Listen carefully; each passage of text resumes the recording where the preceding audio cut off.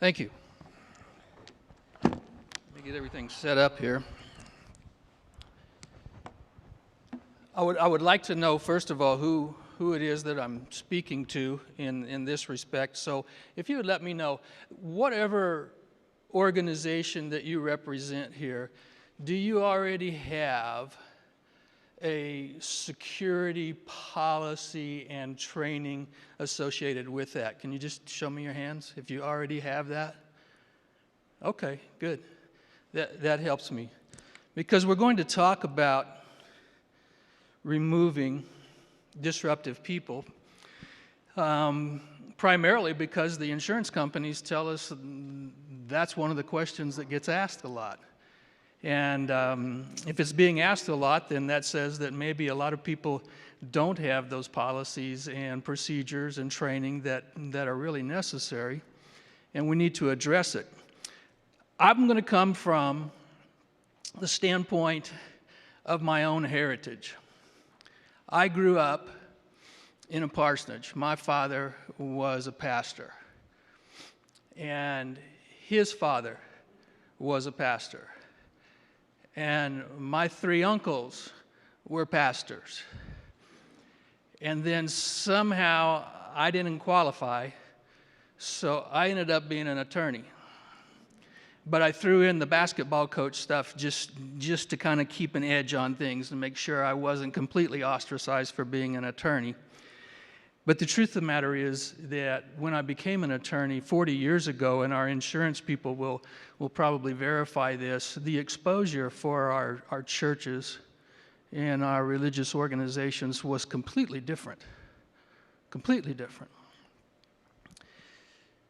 So I couldn't see how I could really help my own father, which is something that I really wanted to do. And I couldn't see how I could really help a lot of the pastors that I knew, which is something that I really wanted to do.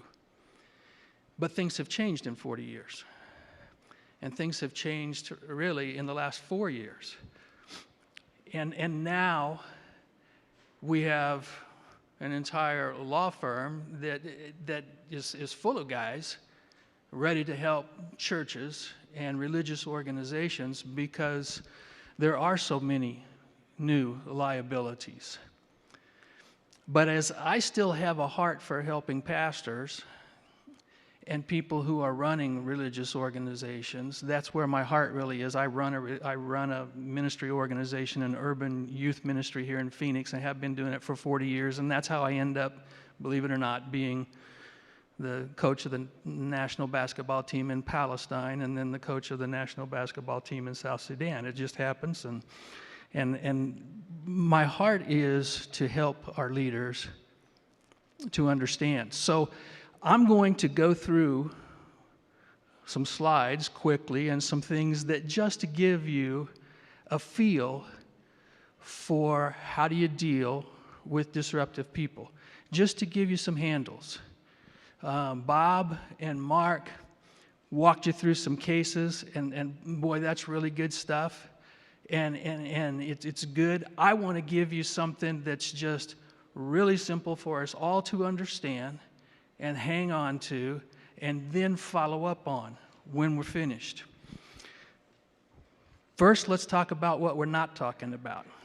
We're not talking about church discipline. Ecclesiastical discipline, the kind of things that they carve out ministerial exceptions for, those things that go on in your churches or your organizations where it's all ecclesiastical and likely the court won't take jurisdiction over those things anyway. That's not what we're talking about. And then we're also not talking about just keeping people out that you don't like. You know, if any of you are pastors, you know, the guy who comes to service every week sits down in the front, listens for about 10 minutes, and then falls asleep and snores loudly. That's not what we're talking about. We're not talking about the people that you just don't like. We're talking about what happens when somebody tries to disrupt your reason for being as a ministry. What happens then? What rights do you have?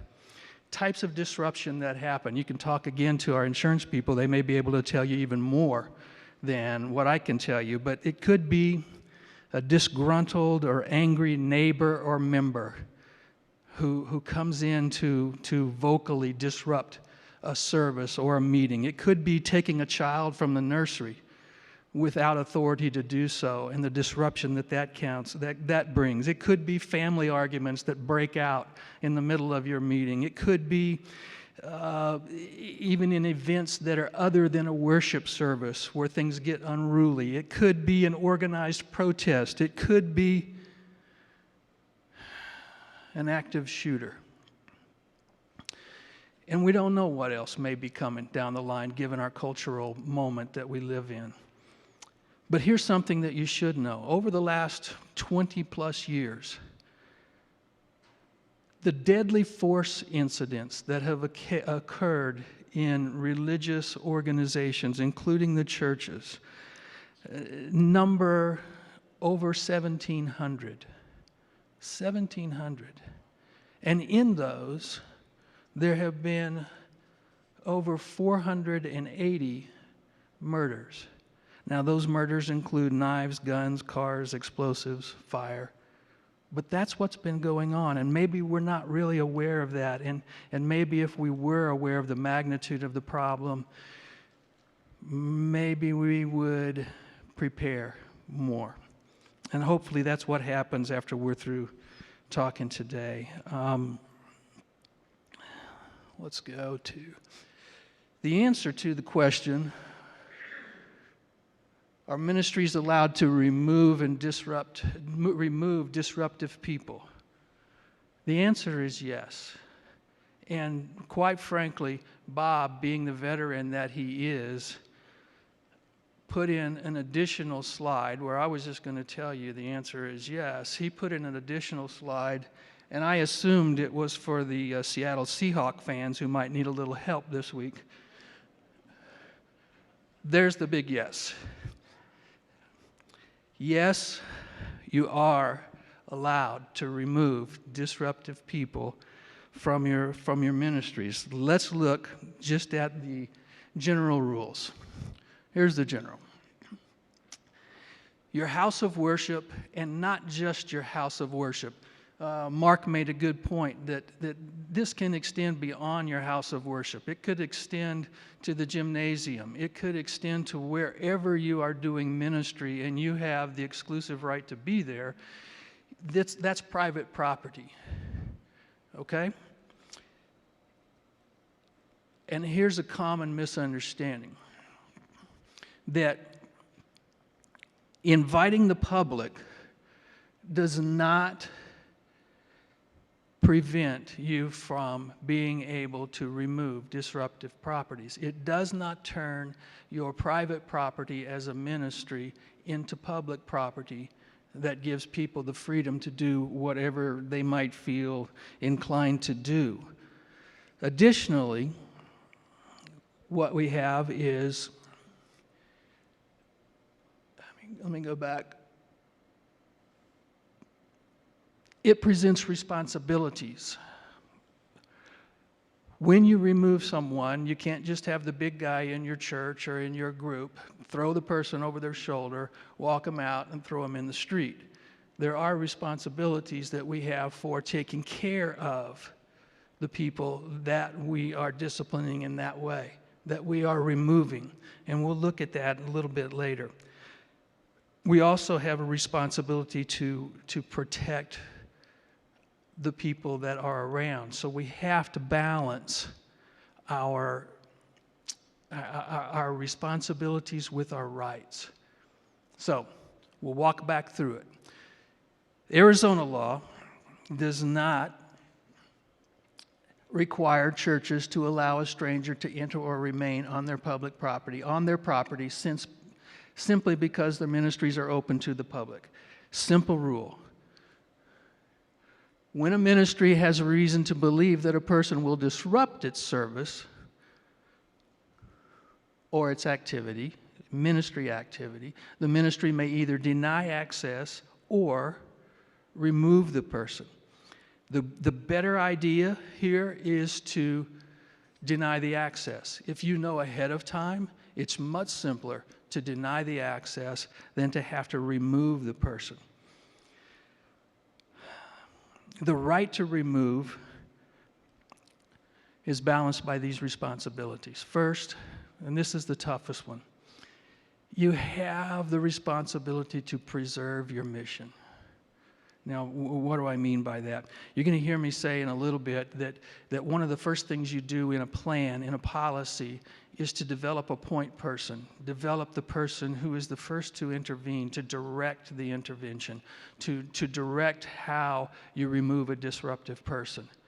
And when I talk about protecting and preserving your mission, there are many times when the person who is disruptive is perhaps mentally ill, perhaps just angry about an issue, perhaps in some way presents an opportunity for ministry to that person. Now, while I'll agree that maybe a stopgap for you if you don't have a policy is to look to hire off-duty policemen to help you with the responsibilities that we're talking about here. But in the long run, when you begin to put together your plan, you want somebody who understands your mission. You want somebody who can see and discern if this is an opportunity for ministry or not. So there's this duty to preserve your mission. Next, there's a duty to preserve those in attendance and your staff. This happened real simply. I was involved with a church, and we had to go to court on it from Prescott just a year ago, where a man got up in the back, and he began to shout, and it was some doctrinal issues that he had. And he began to shout, and he worked his way out of the aisle where he was seated, the row of pews where he was seated, worked his way into the middle aisle and began to quickly advance down toward the pastor in an attack mode. Because of their training, as soon as the man started shouting, the security team took note, started to move, and essentially just made a human shield for the pastor. The man came to a halt, looked for a way around as they began to surround him, and then just began to walk toward him, moving him out of the sanctuary. That's what training will do. But in doing that, they were able to protect not only the pastor, they were able to protect the rest of the congregation, and they protected the disruptor. That's why we need policies, procedures, and training to learn those kinds of techniques. I will tell you that it's a church in Prescott, and I don't know how many of you are that familiar with Prescott, but I probably don't even need to inform you that the pastor knew he had several members of his congregation seated there who were licensed concealed carry folks. And that's a dangerous situation, especially if you haven't had the kind of training that you need. And he had people come up to him afterwards and says, "It's all right, Pastor, I had you covered. I already had my hand on my gun," thinking that that would comfort the pastor, and it just about made him pass out. This training that is needed is for the benefit of everyone involved. So you do have the right, but you also have responsibilities. The policies and training are essential for balancing those. If you don't have policies and you don't have the training, you're going to be stuck, and you're not going to be able to balance those things in the heat of the moment. It just won't happen. But there was a case in Kansas where a lady got all bent out of shape over a stained glass window, and she began to scream and holler in the meeting. And then they got her quieted down. But that wasn't good enough for her because she still didn't get her way. So she resigned from the group, the board, and then she resigned her membership in the church, but she continued to come. She continued to come and disrupt. And one time she was so aggressive in the foyer of the church, she was so aggressive and headed in that a trained man who was part of their safety group, their safety team, intervened. And in this time, he had to actually take her by the arm and do what Bob was going to do to Monica if I had let him. So the point is that you just have to have a policy that clearly defines what the duties are for everyone and clearly trains them in how to take care of those things. Let me go down through some tips for you. Here we are. Assign a senior decision maker, which is what we've talked about. Have a team. Consider the medical response issues. I'm not going to have time to talk to you about those, but you do need to consider them. And you need to inventory all of your resources and know what you have to use. Check with your insurance people about these kinds of situations. They have a lot of guidelines, and they're very helpful. Check with your insurance people, and they'll help you even with your policy and let you know your policies for how to respond and to let you know what your insurance covers. Train your key personnel. Establish contact with law enforcement. Can I tell you, even if you don't have a policy, if you have a disruption, one of the first things you want to do is contact law enforcement. Law enforcement will work with you. The law is still on our side in these cases, and they will work with you. If you think there's going to be a protest, contact your law enforcement people. Let you know that there's going to be a protest. If you think there's going to be a protest and you just let them know that they're going to be there, and when you think they're going to be there, the law enforcement people will be there. You have the right to decide who comes on your property and who has to leave, and they're trained with it. Let me put this to, I'll race through this. Here are some sources for you, some resources for you. Arizona Church Security Network is an excellent group. As a matter of fact, if you're here in the Phoenix area, if you'll contact them, I believe they're going to have a meeting on November 5th, and you may be able to find some real help by attending their meeting and getting to know people and beginning to put together your information on how you put these policies together. SafeChurch.com has a lot of good information. SheepdogsSafetyTraining.com will deal with your training issues. And even FEMA, even the government has a guide that has some good tips for you. Now, let me close with this. This is just closed circuit for me. But the firm that I'm with, full of godly men and godly servants, allow me to do this. This is what I've done as an attorney for many, many years as I represented pastors and churches. I want the pastors to have somebody they can call. I want to try to bring that kind of comfort, just to be able to give some guidance. And I want them to know they can call me without it blowing their budget, especially the smaller churches, the 50s, the 100s, churches like my father pastored, between 200 and 300 people who don't have a budget for legal help. I want them still to be able to call me. That's one of the reasons why, as my service, if you call me and we even get into a substantive conversation, I have a special hourly rate for that. It's only $100 an hour. So we could talk for 25 minutes and it won't cost you so much, but at least you get good guidance. At least you'll have peace of mind. And let me tell you that the best guidance I can give you today on this topic is get busy now with security policies. And get busy now with training. And go back to your training. Review your training, keep your people trained. Best example I can give you is this. The white settlement case in Texas. Maybe you've seen it on YouTube. I watched it on YouTube, where the trained man came up during an active shooting incident. The active shooter had already pulled his long gun out from under his coat and had already begun firing, already killed 2 people. And if you saw the man come into position, the trained safety man, he came into position, drew his weapon, and what they say in Palestine and Israel, neutralized the shooter with one shot. What the news didn't tell you is that man was part of a safety team, and they trained regularly, trained regularly, trained regularly. And I looked at that and I said, I bet that was a pretty cool even Bible study group. I bet that was a pretty cool even ministry group. It can be so valuable in so many ways.